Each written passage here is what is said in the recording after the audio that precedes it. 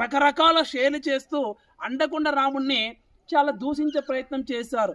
ఈరోజు ప్రభుత్వమే మనకు మెన్షన్ చేసి ఇచ్చింది, దొడ్డిదారిన ఎవరే కానీ రావాకండి, రాజమార్గం ఉన్నటువంటి మెట్ల మార్గంలో రావాలనేటువంటి కూడా ఈవో గారికి, ఈ యొక్క శ్రీ లక్ష్మీ చెన్నకేశ్వర స్వామి దేవస్థాన ఈవో గారికి ఆదేశాలు ఇవ్వడం జరిగిందనేటువంటిది మనకు ఆధారం తెలుపుతూ ఇవ్వడం జరిగింది. అయ్యా, దేవాలయ ధర్మాదాయ శాఖ వారికి మేము మళ్ళీ వేడుకుంటున్నాం, ఈ ఆదేశాలు అనేటువంటివి తక్షణమే అమల్లోకి రావాలి.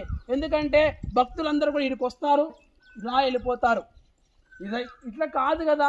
ఇదిగోండి అక్కడ ఆ గోపురం కనపడుతుంది, అక్కడి నుంచి ఒక చిన్న మార్గం ఉంది, ఆ మెట్ల మార్గం చేరుకోవడానికి. సో ఆ మెట్ల మార్గం నుంచి గాలి గోపురం కింద స్వామివారి దర్శనం చేసుకోవచ్చు ధ్వజస్తంభం ఎదురుగా.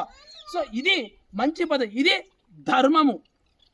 సో కాబట్టి ప్రతి ఒక్క హిందూ బంధువులు కూడా పుష్పగిరిలో ఉన్నటువంటి శ్రీ లక్ష్మీ చెన్నకేశ్వర స్వామి దేవస్థానానికి రావాలంటే రాజమార్గం మెట్ల మార్గంలోనే రావాలనేటువంటి భక్తులకు మరోమారు వినిపిస్తూ ఆదేశాలు కూడా తక్షణమే అమలు చేయాలనేది కూడా ఈవో గారిని మేము కోరుకుంటున్నాము.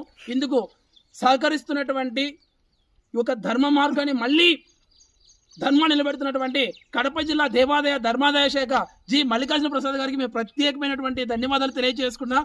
సార్, మీరు మీ చొరవకి, మీ యొక్క ఈ స్వామివారికి ఉన్నటువంటి భక్తి భావాన్ని మేము గుర్తించేసి సనాతన ధర్మ వైభవాన్ని మళ్ళీ ఒక ధర్మ మార్గంలో నడిపించడం మీరు చేస్తున్నటువంటి కృషిని మేము అభినందిస్తూ ప్రత్యేకమైనటువంటి ధన్యవాదాలు తెలియజేసుకున్నాం. జై శ్రీమన్నారాయణ.